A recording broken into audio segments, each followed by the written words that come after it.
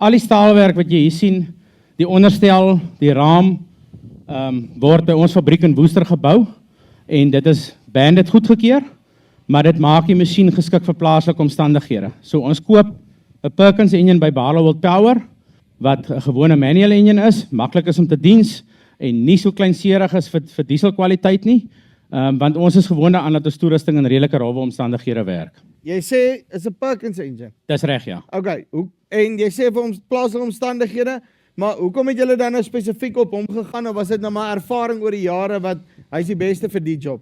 Dis so 'n bietjie van al twee. Dit help jy sit 'n engine op, wat nie oral gediens kan word nie, en Perkins word in baie trekkers gesit, en kan deur baie agente gediens word. Wat ons produk uniek maak, is ons sal die aandrywingsstelsel oorontwerp. Ons lê ekstra klem op die verkoelingsstelsel, op die stoffiltreerstelsels, want die masjiene werk in stof, en hulle werk in moeilike omstandighede, om vir jou daai ekstra veiligheidsmarge te gee.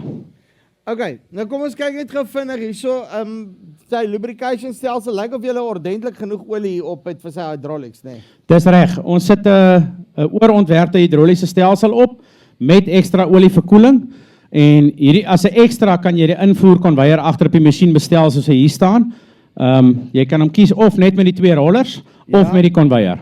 So dan het hy hierdie konveier by wat basies jou net help om die goedjies in te trek. Dis reg, ja. As jy kleiner masjien het wat jy net met die hand wil voer, dan sal jy hom sonder die invoerstelsel gebruik. Hierdie masjien is ook remote control terwyl jy met hom werk.